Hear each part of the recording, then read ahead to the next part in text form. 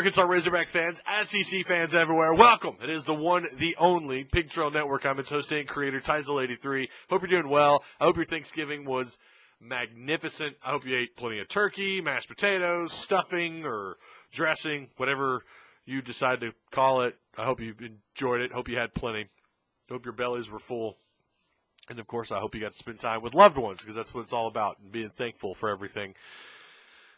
This is an interesting video, or it's a video that I've kind of, at the beginning of the year, I'm always thinking about making this video, and it's how do I recap the season, or what's it going to look like this time, a few months down the road when I make this video. Is it going to be pleasant? Is it going to be unpleasant? And, of course, it's definitely not pleasant. It is most definitely unpleasant, because Arkansas finished the season 2-10.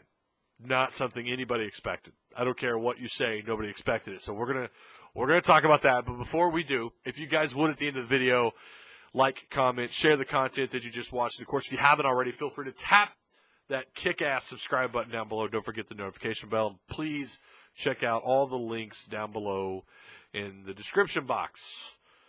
Let's try to get through this one together. I said I would talk about the Mizzou game, kind of do a recap of that game in this video a little bit. There's really no need. Just go back and watch the Mississippi State video again. And it's basically Mississippi State 2.0. Uninspired, not prepared by the coaching staff. Nobody looked prepared.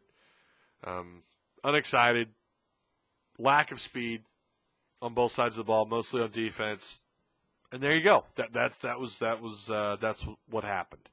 We've got to stop. We have to stop defending Chad Morris at every turn. There are points where, you have to defend him. When you talk about not having his players and the transition and the lack of talent and all that. Yes, I agree. But they're better than 2-10. This team was built to do better than 2-10. No matter who the head coach is, they have the talent to do better than 2-10. And we cannot keep defending Chad Morris on that lane. We can't do it. I'm not saying that he's not going to work out. I'm not saying that he's not the guy. I don't know. I know one thing. This staff understands the issue, and that's recruiting. As soon as they got here, it's like as soon as the plane's wheels touched the ground, he shook his hands, signed the contract, and flew out to recruit, him and his staff. Guess what? They lost to Mizzou. Their season was over with. They're back out. They're already back out recruiting. Like he said during his post-game interview after playing Mizzou, he said, we're just going to get back out recruiting. He understands the problem. There's a big lack of talent. He's going out and he's getting talent. They're committed. We'll see if they sign. I hope they all sign, because Arkansas needs every one of them. But back to the season, it was just a really disappointing roller coaster ride where you had, really crappy beginning, losing to Colorado State and then North Texas. And then you had a middle that showed some promise when they got some offense, when they were competitive against a pretty decent Texas A&M team. And then hung 30-plus points on Alabama and racked up a bunch of yards, looked really good against a really good defense. And had some other games this year where you felt like, look at that fourth quarter against LSU. I mean, they showed fight. They showed that they wanted to be out there. It looked like this staff understood what it meant to make halftime adjustments and get themselves back into the ball game. And then they just fell apart again at the end of the year, at the end of the ride. And it was just a crappy, lame roller coaster ride. But again, there's signs of hope in this season, but overall it was a terribly disappointing season. It's one that we can't continue excusing Chad Morris for. I will defend him and say you got to give this guy time, but we also can't defend him at every single turn. He has faults. He's admitted to that. This staff has some issues. I've been asked, how do you resolve some of these issues? Do you fire people? What do you do? I don't know. I'm not an athletic director. I'm not a, I could tell you, look, you need, fire offensive line coach, fire Craddock. I've heard people gripe about Chavis. Fire them all. Does it solve anything? I don't know. Maybe it does, maybe it doesn't. We've seen position coaches and coordinators come in and turn things around year one. We've seen it. We've also seen it not work. So I don't know.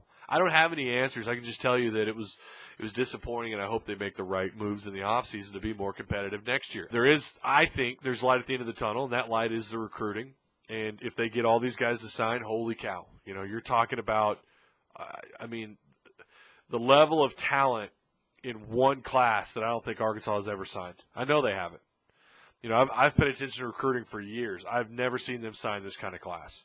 The speed, the size, physicality, I mean, I'm impressed. I really am. And it does give me hope for the future. But, again, you hope that 2018 was just a giant mistake. You know, now, if you're going to ask me, how did this happen?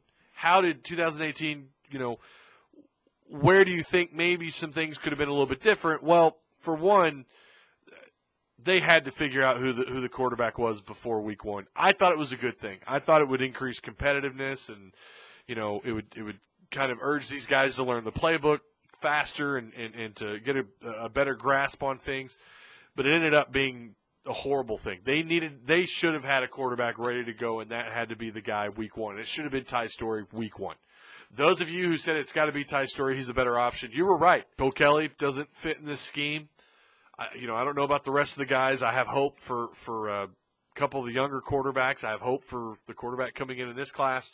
But for 2018, it had to be Ty Storey. He should have been the option week 1. And I agree with that. Looking back, he should have been the guy for sure week 1. And I think that was a big mistake. I think another mistake was trying to force your philosophy onto this team. Just didn't work year 1.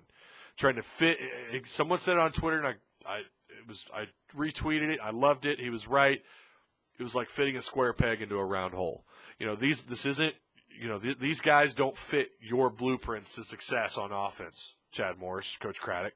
These are guys that were built. They were evaluated, you know, recruited and evaluated and developed by Brett Bielema, who shares a polar opposite vision on offense, a completely different philosophy than Chad Morris.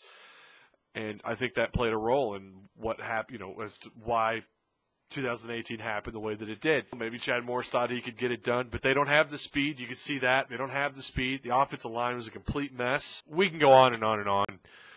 There's a lot of things that went wrong. I think the coaching staff shares more blame than some people are willing to admit. Yes, there's a lack of talent. You know, again, the transition, all of that stirred together makes one nasty soup. When you pour it all together in a bowl, it's not very tasty. And the result was the 2018 football season. I want to know what you guys think down below in the comment section, please. I want to know what you think. What are some of the things maybe I missed that you think played a role in 2018 happening the way that it did? So let your voice be heard. That's going to do it. Thank you guys so much. We'll see you guys in the next video.